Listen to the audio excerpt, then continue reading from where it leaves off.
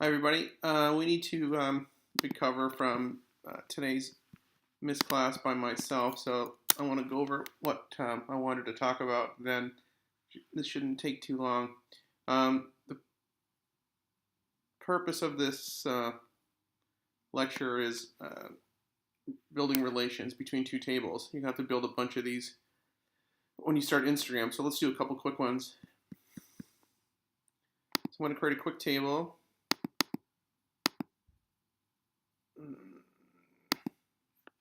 Called users,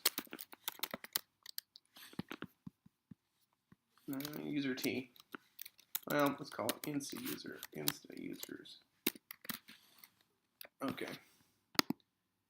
And just for the purpose of this exercise, I'm going to make a key called user ID and 11 unsigned primary. So that's the primary key. And we'll throw in some metadata here just to sort of keep it real. Let's have username and varchar 32, allow null, and email. Varchar 32. Now these won't be the exact sizes that you'll use. Those will be informed by the screen, the Instagram screen, but that's for the purpose of talking about relationships. This should be enough. So there we have Insta users. Let's put in a couple of pieces of data. So Insta user 1, Insta user, let's say Jack, email jack@dalton, and then Jill at Dalton. And we're going to get to a point where we can put in some pictures, well, some data representing pictures. Okay, so there's two users here. And then we'll build the second table, and we'll call that Insta posts.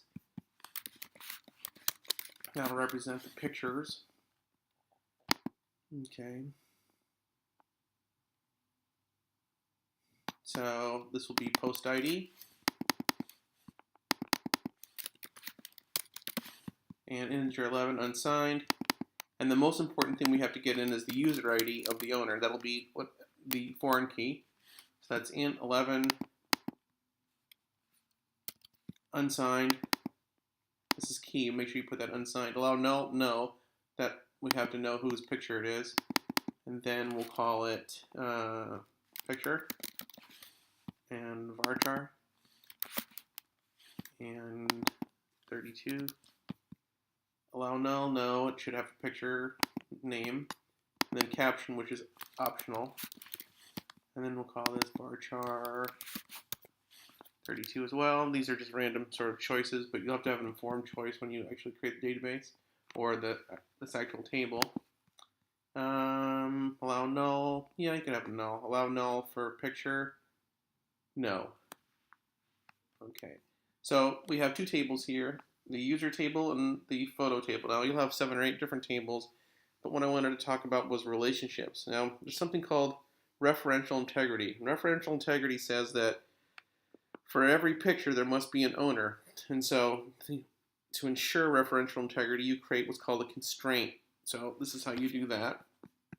Actually, let's put in some data first. So Jill has one, the Jill user has a picture of Pale. Look at my Pale. Okay. And then we'll give her another picture. 2. Sorry. Water.jpg. No, water in bucket. How's that? Okay. Let's see. And then Jack should have at least one picture. So give Jack a picture. User 2 has falling. So Jack. Falling downhill. Okay. So now if we ran a query, we could say show all the pictures for a particular person. Now that's what you're going to do when you, after the user logs in, you'll write a query that says get me the pictures for a particular person. So let's simulate that. I want to make sure my data is okay first. So Jack is user 1, Jill is user 2. So I've already query that says select username from Insta users. Insta users username gets me out of the user table, and then I want to get the picture, so I would say Insta posts dot picture from the tables Insta users and Insta posts, and now the constraints where Insta dot underscore users dot user ID is equal to Insta posts dot user ID. Now if I left it like this, I'd get all the pictures for everybody. So I need to add in one more constraint, which is who's logged in. And Insta users is equal to, Insta users dot user ID is equal to 1. So that will get me all the pictures for a particular user. Which user? User 1. Okay, so let's see if that query runs. Right. So this gives me all the pictures for Jack, user 1. Now, the constraint actually isn't in place yet. This is just that the data is referential integrity sound.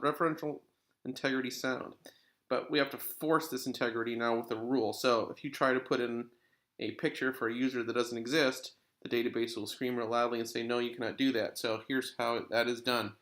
You go to relations, and you add a constraint, and you say, we'll call this post to users. Okay. And inside of the Insta users table, I don't want to do that, sorry. From the Insta post table, I want to create a constraint. So this is saying the child exists in Insta users, Insta posts, and the parent exists in Insta users. So that is to say the parent must exist before the child. What is the child? The photograph. Okay. So let's try this again. Constraints from the table Insta users. So post to users. And you can call this whatever you want. So the column user ID in the Insta post refers to the table Insta users and the column Insta user ID. On delete cascade means that for practical purposes, if a user decides to quit, say leaves Instagram or Facebook or Snapchat, whatever, then all the data below that, that is to say their hashtags or pictures or whatever, goes away too. It cascades down and deletes. So I'm going to add this constraint. And now if we want to actually look at the table info, we'll see this new additional line here, constraint. So it says here, the foreign key user ID, which is in the table Insta post, refers to the table Insta users, and the parent key, that is to say the primary key in that table, Insta user. So in short, the foreign key user ID and the table post must refer to the user ID in the parent table Insta users. So when you put in data, it will, if you try to put in data that doesn't exist, a user that doesn't exist, the database will let you know that that is a problem. And that's a foreign key relationship. All right, so when you get your homework, you'll see something like this, where you have to build up all the other constraints. So you can see in here, there's the user table, and the post table, and then the hashtag table, the hashtag post relationship table, the following table, who's following whom, the comments table, that is to say who made a comment, not a picture, and the likes info table, meaning like who liked this. So once you understand how to build that one constraint, that one relationship, then you can attack this. I will post this on the course website tomorrow.